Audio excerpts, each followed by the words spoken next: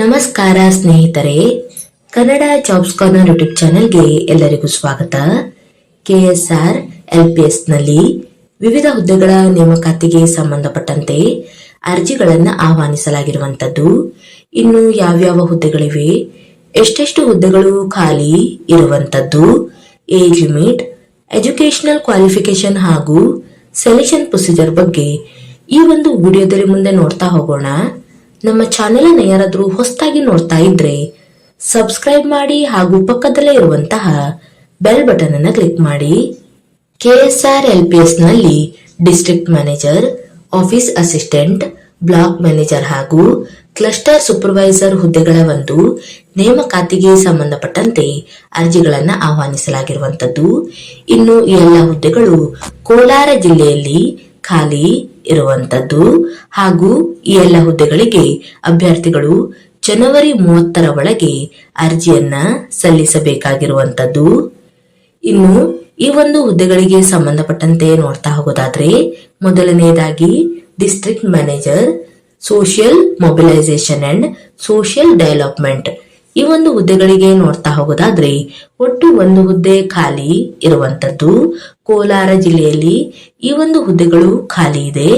ಇನ್ನು ಅರ್ಜಿಯನ್ನು ಸಲ್ಲಿಸಲು ಕೊನೆಯ ದಿನಾಂಕವನ್ನ ನೋಡೋದಾದ್ರೆ ಅಭ್ಯರ್ಥಿಗಳು ಜನವರಿ 30ರ ಒಳಗೆ ಅರ್ಜಿಯನ್ನ ಸಲ್ಲಿಸಬೇಕಾಗಿರುವಂತದ್ದು.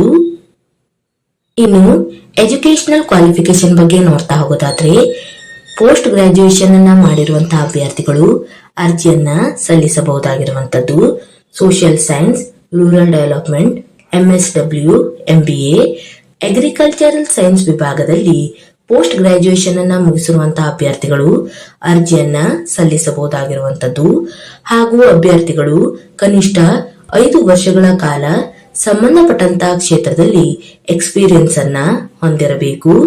ಇನ್ನು ಕನಿಷ್ಠ 1 ವರ್ಷಗಳ ಕಾಲ ಡಿಸ್ಟ್ರಿಕ್ಟ್ ಮ್ಯಾನೇಜರ್ ಅಥವಾ 3 ವರ್ಷಗಳ ಕಾಲ ತಾಲೂಕ್ ಪ್ರಾಜೆಕ್ಟ್ ಮ್ಯಾನೇಜರ್ ಆಗಿ ಕರ್ತವ್ಯವನ್ನ ನಿರ್ವಹಿಸಿರುವಂತಹ ಅಭ್ಯರ್ಥಿಗಳಿಗೆ ಹೆಚ್ಚಿನ ಒಂದು ಆದ್ಯತೆಯನ್ನ ನೀಡಲಾಗುವಂತದ್ದು.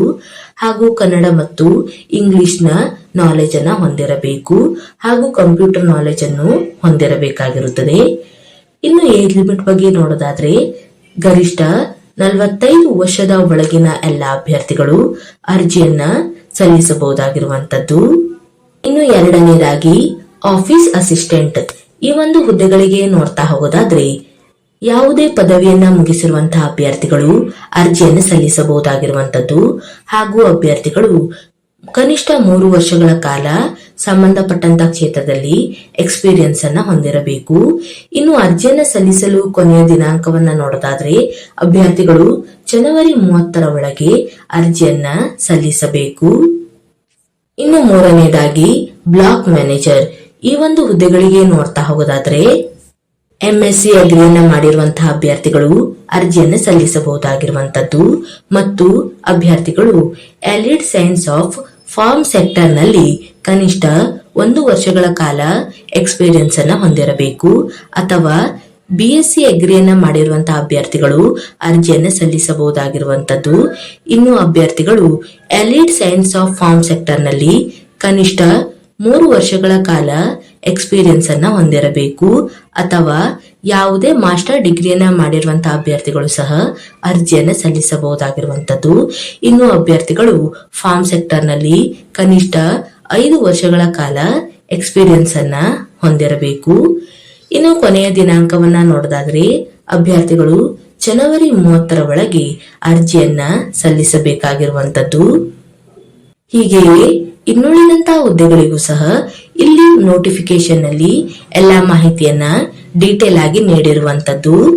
ಎಲ್ಲವನ್ನು ಸಹ ಒಂದು ಬಾರಿ ಚೆಕ್ ಮಾಡಿ. ಇನ್ನು ಆಸಕ್ತ ಮತ್ತು ಅರ್ಹ ಅಭ್ಯರ್ಥಿಗಳು ಈ ಒಂದು ಹುದ್ದೆಗಳಿಗೆ ಅರ್ಜಿಯನ್ನ ಸಲ್ಲಿಸಬಹುದು. ಇವಿಷ್ಟು ಕೆಎಸ್ಆರ್ ಎಲ್ಪಿಎಸ್ ನಲ್ಲಿ ಕರೆಯಲಾದಂತಹ ವಿವಿಧ ಹುದ್ದೆಗಳ ನೇಮಕಾತಿಗೆ ಸಂಬಂಧಪಟ್ಟಂತಹ ಮಾಹಿತಿಯಾಗಿರುತ್ತದೆ. ಈ ಒಂದು ವಿಡಿಯೋ ನಿಮಗೆ ಇಷ್ಟವಾಗಿದ್ದಲ್ಲಿ ಒಂದು ಲೈಕ್ ಮಾಡಿ, ಶೇರ್ ಮಾಡಿ ಹಾಗೂ ಸಬ್ಸ್ಕ್ರೈಬ್ ಮಾಡಿ. ಜೊತೆಗೆ ಪಕ್ಕದಲ್ಲೇ ಇರುವಂತಹ ಬೆಲ್ ಬಟನ್ ಅನ್ನು ಕ್ಲಿಕ್ ಮಾಡಿ.